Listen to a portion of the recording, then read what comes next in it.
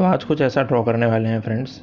तो नमस्कार दोस्तों, मैं हूं आपका दोस्त अंकित और मैं अपने चैनल पे आप सभी का एक बार फिर से स्वागत करता हूं। दोस्तों आज हम लोग एक फ़ीमेल पोर्ट्रेट को ड्रॉ करेंगे आर्टिस्टिक अप्रोच में, और जो पेंसिल्स मैं यूज़ करूंगा वो मैं यहाँ पे आपको दिखा रहा हूँ। 2 वुडलेस पेंसिल्स हैं, 9B और 4B, और एक वुड वाली पेंसिल है जो कि 4B है।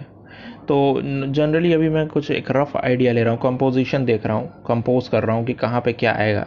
और ये बहुत इंपॉर्टेंट है, कभी भी पोर्ट्रेट को शुरू जब आप करें तो इस चीज़ का बहुत ध्यान रखें कि पेपर के ऊपर पूरा पूरा पोर्ट्रेट कितनी जगह पे आने वाला है, इस चीज़ का एक अंदाज़ा ज़रूर लगा लेना चाहिए हर आर्टिस्ट को। और ये जो अंदाजे हैं ये बिल्कुल रफ़ हैं, ये आइडिया केवल लिया जा रहा है कि इतना का प्रपोर्शन हो सकता है, हाइट टू विड्थ का रेशियो लेकर के कर सकते हैं, या जिस भी मेथड से आप करना चाहें तो पेंसिल मेजरमेंट यूज़ कर लें, बट एक कंपोजिशन ज़रूर क्रिएट कर लें। वो भी खासकर जैसे फीमेल फेस को ड्रॉ कर रहे हैं तो यहाँ पे और भी ज़्यादा इंपॉर्टेंट हो जाती है ये वाली बात।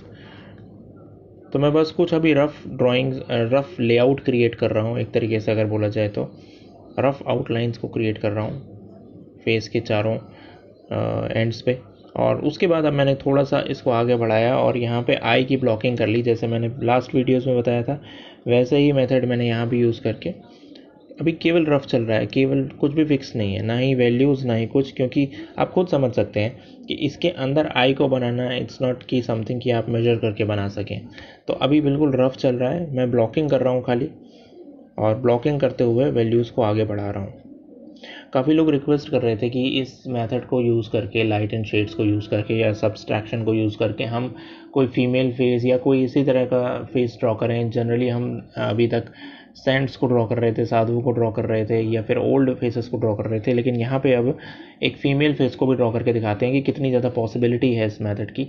और डेफिनेटली पॉसिबिलिटी है, आप अच्छे से कर सकते हैं, बहुत ही अच्छे से कर सकते हैं, बट कुछ चीज़ों को आपको ध्यान में रखना होगा, वैल्यूज़ को थोड़ा सॉफ्ट रखना होगा। जनरली हम क्या करते हैं कि जब कोई सेंट का फेस ड्रॉ करते हैं तो उसमें बहुत हार्श फीचर्स को भी हम ड्रॉ कर लेते हैं, लेकिन फीमेल फेस है तो फीचर्स सॉफ्ट होंगे और एजेस जो होंगी वो बहुत शार्प नहीं होंगी, माइल्ड होंगी, चैम्फर्ड होंगी। तो इस चीज़ का ध्यान रखिए कि सॉफ्ट वैल्यूज़ को ट्राई कीजिए। और अभी तो केवल वैल्यूज़ को मैं इन्हेंस कर रहा हूँ, जैसे डार्क कर रहा हूँ केवल वैल्यूज़ को, और सेम पेंसिल यूज़ कर रहा हूँ 4B पेंसिल।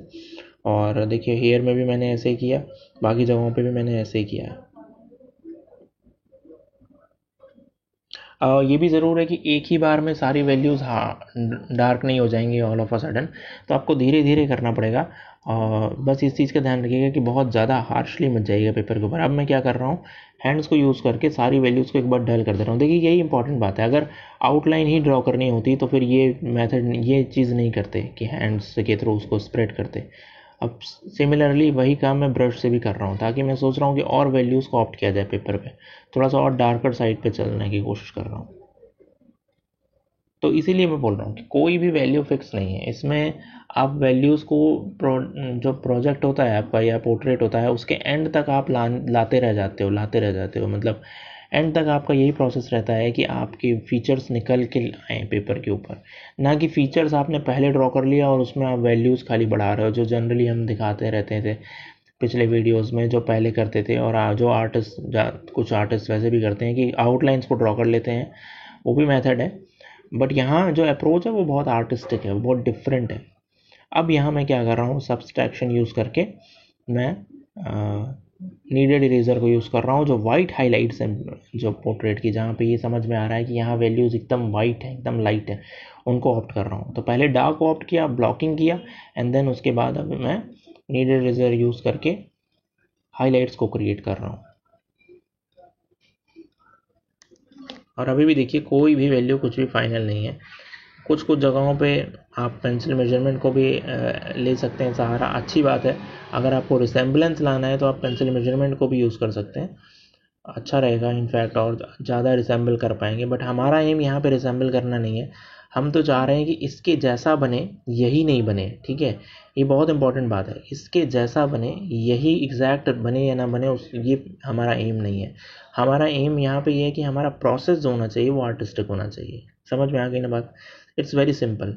आपको एम अपना प्रोसेस पे रखना है, ना कि रिजल्ट्स पे रखना है। और रिसेम्बलेंस एम नहीं है, ना ही उसका रिजल्ट हमें वैसा चाहिए। तो अब मैं क्या कर रहा हूँ, वैल्यूज़ को और डार्क कर रहा हूँ। हेयर की वैल्यू है, सेकंड लेयर पे आ रहा हूँ। अब सेकंड लेयर पे यहाँ पे मैं 4B एंड 6B पेंसिल को यूज़ कर सकता हूँ, और जैसे आईब्रोज हैं या फिर आइज़ हैं, वहाँ पे वैल्यूज़ को और डार्क कर रहा हूँ। ये काम आप वुडलेस पेंसिल से भी कर सकते हैं, बट उसकी जो वो शार्प नहीं है, और उसको शार्प मैं करता भी नहीं हूँ, तो उसका जो जो टिप है वो बिल्कुल बल्ज है, ठीक है। तो इसलिए मैं उसको नहीं यूज़ कर रहा हूँ। यहाँ पे मैं वुड पेंसिल को यूज़ कर रहा हूँ, जो क्योंकि उसमें जो उसका टिप है, निब है, उसको मैंने एकदम शार्प किया हुआ है, ठीक है। तो इसलिए मैं इस पेंसिल को यूज़ कर रहा हूँ। आप चाहें तो यही काम उस पेंसिल से भी कर सकते हैं। और पेंसिल से इंपॉर्टेंट नहीं है फ्रेंड, ये मैं आपको फिर बता देता हूँ। आपका प्रोसेस इंपॉर्टेंट है। यही काम आप केवल ग्रेफाइट की नॉर्मल ग्रेफाइट से भी कर सकते हैं, या फिर जो नॉर्मल पेंसिल्स आती हैं उससे भी कर सकते हैं। बस वैल्यूज़ थोड़ी डार्क को ज़रूर ऑप्ट करनी पड़ेंगी आपको। उसके लिए आपको डार्क पेंसिल की ज़रूरत पड़ेगी, हाई ग्रेड की पेंसिल की ज़रूरत पड़ेगी। तो इस तरह से देखिए, मैं आई को भी फिनिश कर रहा हूँ और साथ के साथ मैं वैल्यूज़ को भी इन्हांस कर रहा हूँ। तो जैसे जो ये प्रोसेस होते हैं, इन प्रोसेसेस में आपको हमेशा ही थोड़ा से डार्क साइड, हायर ग्रेड की पेंसिल यूज़ करनी पड़ती है। 6B, 8B। 8B तो खैर बहुत डार्क हो जाती है, 6B यूज़ कीजिए, 4B यूज़ कीजिए। और अगर वुडलेस हैं तो उसमें एक 9B भी आती है, मोनोलिथ, जो मैं यहाँ यूज़ कर रहा हूँ कोहिनूर ब्रांड की। वो भी अगर आप ले सकते हैं, अफोर्ड कर सकते हैं तो ले लें, बट उतना ज़्यादा यूज़ नहीं होता। आपका 4B 6B से काम बहुत आसानी से हो जाएगा। तो मैं वैल्यूज़ में देखिए अभी फिर चेंज कर रहा हूँ। तो आप ये मत सोचिए, देखिए अभी मैंने यहाँ फिर चेंज कर दिया वैल्यू को, ठीक है। तो वैल्यूज़ आप जितना मर्जी उतना चेंज कर दें, ठीक है। और ना ही इसमें ऐसा कुछ है कि आपको पहले आउटलाइन करनी है उसके बाद फिर कुछ और करना है। It's all about challenging your self, your limit. अपनी लिमिट्स को पुश करिए, ठीक है। जहाँ तक आप सोचते हैं कि मैं तो इतना ही ड्रॉ कर सकता हूँ, इसके आगे क्या है, जब वो चैलेंज आप लेते हैं ना, तब आप एक रियल आर्टिस्ट नज़र आता है आपके अंदर का, ठीक है। वो निकल के आता है। तो उस चैलेंज को एक्सेप्ट करना ही बहुत बड़ी बात है। वहीं अच्छे अच्छे आर्टिस्ट अपना हाथ खड़ा कर देते हैं कि नहीं भाई, ये तो इस तरह इस प्रोसेस से ये करना तो बहुत डिफिकल्ट है। लेकिन यही है, इसका मज़ा ही यही है। रिस्क जो एबिलिटी है ना, आप जो रिस्क लेते हो कि ठीक है ट्राई करते हैं, देखते हैं कितना बनता है, कितनी वैल्यूज़ आती हैं, this is very important. Resemblance को तो आप बिल्कुल ही भूल जाइए, क्योंकि resemblance it is not something कि जो अभी आर्टिस्ट सोचता भी है अपने, जब आप वो कोई पोर्ट्रेट कर रहा होता है, जो उसको कहीं एग्जिबिट करना होता है या फिर कहीं उसको शोकेस करना होता है, तो उसमें आप किसी सेलिब्रिटी का पोर्ट्रेट लगाओगे तो उसको कोई देखने के लिए नहीं आने वाला है फ्रेंड्स, ये आप समझ लो। आपका अपना काम लोग ज़्यादा देखने आते हैं, तो अपना काम करने के लिए कुछ नयापन होना चाहिए, कोई ऐसा फेस होना चाहिए जो नोन नहीं हो, अननोन हो, ठीक है। इसीलिए क्या होता है कि आपने देखा होगा कि बहुत सारे आर्टिस्ट क्या है, खुद से कैमरा लेके जाते हैं, फ़ोटोज़ खींच के आते हैं बाहर से अननोन लोगों की, जो नोन नहीं है, और उसको ड्रॉ करते हैं। वो इसीलिए करते हैं क्योंकि बहुत नोन चीज़ नहीं होनी चाहिए, थोड़ा अननोन होना चाहिए, लेस नोन होना चाहिए, ताकि वहाँ पे लोग रिसेम्बलेंस ना मैच करने बैठे, रादर देन वो ये देखें कि आपकी स्किल्स कैसी रहती हैं, आपका प्रोसेस कैसा था। इंपॉर्टेंस वो रहे, रिसेम्बलेंस इंपॉर्टेंस ना रहे, ठीक है। बात समझ में आई होगी मुझे लगता है, जो मैंने आपको समझाने की कोशिश की। और इसी तरह से देखिए, मैंने वही प्रोसेस यूज़ किया है जो मैं पहले पोर्ट्रेट्स में करता आया हूँ। जो पुराने पोर्ट्रेट्स हैं उनमें भी मैंने यही प्रोसेस यूज़ किया है, और यहाँ भी मैं वही प्रोसेस यूज़ कर रहा हूँ। Light and shades, light and shades, that's it. देखिए वहाँ पे जैसे मैंने कान के झुमके बनाने थे, तो मैंने वो बना दिए, ईयरिंग्स बना दी लाइट्स को यूज़ करके। जो पेपर मैं यहाँ यूज़ कर रहा हूँ वो है नॉर्मल टेक्सचर पेपर, बहुत हाईली टेक्सचर्ड नहीं है। अगर हाईली टेक्सचर्ड होता तो उतना ही ज़्यादा और ज़्यादा मज़ा आता, उतना ही चैलेंज बढ़ जाता, और रिजल्ट्स और प्रोसेस में भी उतना ही ज़्यादा एंजॉय करते हैं हम उसको। तो यहाँ पे तो बस खेलिए, लाइट एंड शेड्स के साथ खेलिए,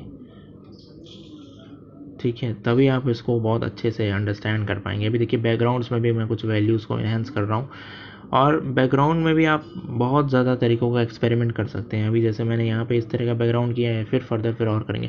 एक और इम्पॉर्टेंट बात है, जब आप लेयर चढ़ाते हैं तो लेयर्स में क्या करना पड़ता है, इसमें एंड में जाके आपको फाइनल करते समय फिर से एक बार सारी लेयर्स को डार्क करना पड़ता है, जो डार्क वैल्यूज़ हैं उसको फिर से करना पड़ता है, क्योंकि बाई टाइम जब तक आप प्रोसेस करते चलते हैं ना इसमें, तो वैल्यूज़ कुछ ना कुछ हटती जाती हैं हर जगह से। तो इसका ध्यान रखिएगा कि वैल्यूज़ को फिर से, जब सबसे एंड हो पोर्ट्रेट का, तो वहाँ पे फिर आप वैल्यूज़ को थोड़ा सा इन्हेंस ज़रूर करिए। ठीक है। तो उससे और ज़्यादा जो जहाँ जितनी वैल्यूज़ होनी चाहिए, टोनल वैल्यूज़ उसको बोला जाता है, वो आप अचीव कर पाएँ। तो देखिए मैंने बैकग्राउंड भी कर दिया, ज्वेलरीज भी कर दी। ज्वेलरीज वगैरह खैर इस पोर्ट्रेट का लेसन नहीं था, इसलिए मैंने उसको उतना ज़्यादा सिग्निफिकेंटली दिखाया भी नहीं है। पर्पस हमारा ये था कि हम कैसे फीचर्स को ले आ सकते हैं, वही ट्यूटोरियल था यहाँ पे। और ज्वेलरीज वगैरह के लिए आप इतना परेशान भी मत हुआ करिए, वो कोई बहुत मेन कंसर्न नहीं होता आर्टिस्ट का कभी भी। तो फिलहाल इतना ही फ्रेंड्स। मुझे उम्मीद है कि आज का ये ट्यूटोरियल आपको पसंद आया होगा, अच्छा लगा होगा, जो भी इसमें तरीके मैंने बताए यहाँ पे आपको। तो प्लीज़ चैनल को सब्सक्राइब ज़रूर कीजिएगा, और अगर कुछ आप चाहते हैं इसी मेथड को यूज़ करके तो कमेंट बॉक्स में लिख के मुझे बताइएगा, मैं वो ड्रॉ करने की कोशिश करूँगा। तो thank you friends, thank you once again.